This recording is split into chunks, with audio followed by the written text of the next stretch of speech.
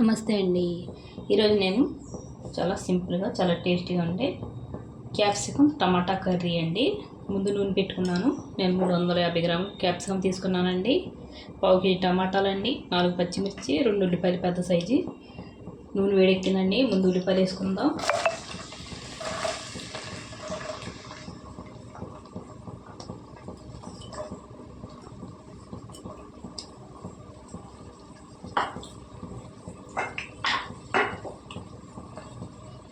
పసుపు అండి,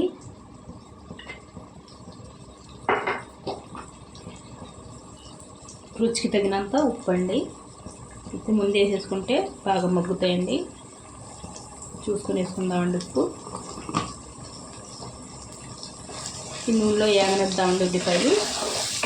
బాగా కలిపేసుకుని మొత్తం అంతా బాగా మూత పెట్టి మగ్గించుకుందామండి ఉల్లిపాయలకి.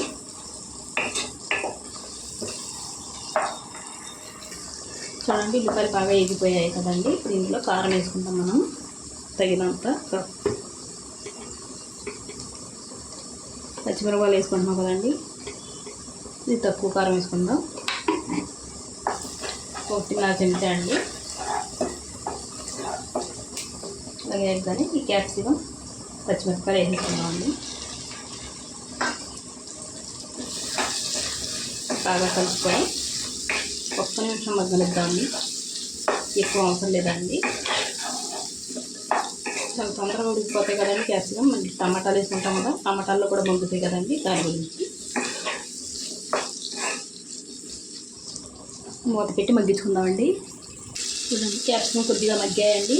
టమాటా ప్యూరీ వేసుకుందాం. పేస్ట్ కింద చేసుకున్నాను.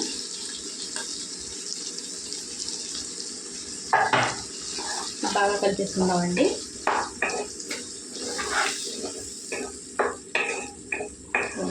కలిపేసాము. టమాటాలు కూడా కొద్దిగా మగ్గనిద్దామండి. బాగా పచ్చివాసన పోయే వరకు వేపుకుందాం నూనెలో. చూడండి, నూనె తేలే వరకు ఇలా వేగనివ్వాలండి. నూనె తేలింది కదండి, ఇంకొద్దిగా మగ్గితే సరిపోతాయండి. ఇంకొద్ది దగ్గర పడితే అప్పుడు నీళ్ళు వేసుకుందాం కూరలోకి సరిపడా. చాలా టేస్టీగా ఉంటుందండి క్యాప్సికమ్ కర్రీ. సరే, మీరు ట్రై చేయండి. ఇది అన్నంలోకైనా తినచ్చండి, రోటీకైనా తినచ్చండి, ఎలాగైనా తినచ్చు, బాగుంటుంది. ఇంకొద్దిగా దగ్గర పండిద్దామండి. చూడండి, కూర దగ్గర పడుతుందండి. ఇలా దగ్గర కంట అయిన తర్వాత ఇప్పుడు నీళ్ళు వేసుకుందాం. ఇందులో ఒక గ్లాస్ వేసుకున్నానండి. బాగా ఉడకాలి కదండి క్యాప్సికమ్, దాని గురించి మూత పెట్టి వండుకుందామండి. ఈ టైంలో ఉప్పు చూసుకోవాలండి.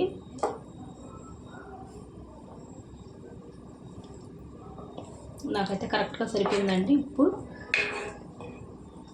మూత పెట్టుకొని వండుకుందామండి.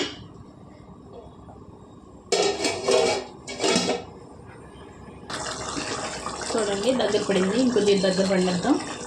ఇంకొద్దిగా వండుకుంటే బాగుంటుందండి. ఇలా తినేవాళ్ళు ఇలా తినొచ్చండి. ఇంకొద్దిగా తిక్క పడితే బాగుంటుందండి కర్రీ. ఇంకొద్దిగా వండుకుందాం.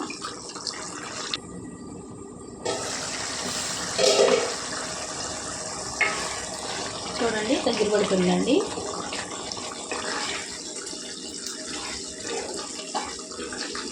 మనం ఇంకా గ్రేవీ కావాలంటే ఇంకా టమాటాలు వేసుకోవచ్చండి, ఉల్లిపాయలు వేసుకోవచ్చు, వేసుకొని వండుకోవచ్చు అండి. చాలా టేస్టీగా ఉంటుంది. ఇంకానండి, కట్టేసుకుంటే మనం స్టవ్ ఇప్పుడు ఇంకొద్దిగా చిక్కబడుతుందండి కూర. ఇంతేనండి. వీడియో నచ్చితే లైక్, షేర్, సబ్స్క్రైబ్ చేసుకోండి.